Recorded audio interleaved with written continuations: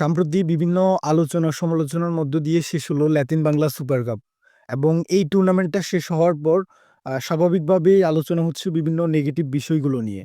So সেখানে বলার মতো আসলে খুব কি বেশি ভালো কিছু ছিল? হয়তো না। কিন্তু তার মধ্যেও একটা ব্যাপার ছিল যেটা হয়তো অনেকের চোখ এড়িয়ে গেছে। আর সেটা হচ্ছে ইব্রাহিম নাওয়াজ। আমরা এই পুরো টুর্নামেন্ট থেকে কিছু না পেলেও একটা প্লেয়ারকে পেয়েছি, সেটা হচ্ছে ইব্রাহিম নওয়াজ। এবং দেখেন এই টুর্নামেন্টে ইব্রাহিম নওয়াজ যেমনটা খেললেন সেটা এক কথায় ছিল অবিশ্বাস্য এবং অসাধারণ। ইব্রাহিম নওয়াজকে আমরা আগে থেকেই চিনি, কারণ তিনি জুনে ট্রায়ালে এসেছিলেন এবং সেখানে দুর্দান্ত করেছিলেন। যদিও সেখানে আলাদাভাবে নজর কেড়েছিলেন ক্যাসপার হক এবং বিতোষক চাকমা।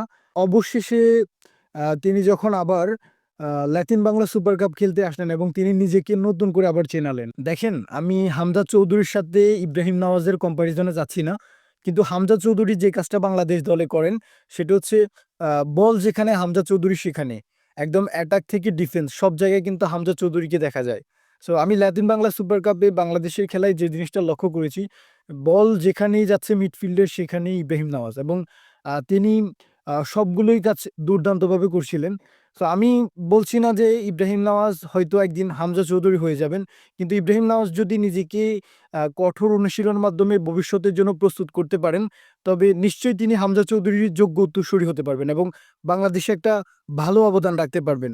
এবং আমরা প্রত্যাশা রাখি, যেহেতু তার বয়স অনেক কম, তিনি নিজেকে কঠোর পরিশ্রমের মাধ্যমে তৈরি করবেন এবং ভবিষ্যতে বাংলাদেশকে রিপ্রেজেন্ট করবেন। সো ইব্রাহিম নওয়াজকে নিয়ে এত প্রশংসা করার পর অনেকে হয়তো বলবে যে, "ভাই, আপনি শুধু কি ইব্রাহিমের খেলাই দেখলেন? আপনি বিতোষক চাকমা বা ক্যাসপার হকদেরকে নিয়ে কিছু বলবেন না?" সো এক্ষেত্রে আমার উত্তর হচ্ছে, দেখেন, তারা কিন্তু ইতিমধ্যে প্রুভেন এবং আমরা সবাই তাদেরকে চিনি যে তারা কতটা ভালো প্লেয়ার। কিন্তু আমি আলাদা করে ইব্রাহিম নওয়াজের কথাই বললাম, কারণ তার খেলা আসলেই দৃষ্টিনন্দন এবং দুর্দান্ত ছিল। আমি আশা করব তিনি অবশ্যই ভালো করবেন। এছাড়াও আমি আরেকজন ফুটবলার কথা বলতে চাই। আ তিনি অবশ্য বাংলাদেশী স্থানীয় ফুটবলার মানিক।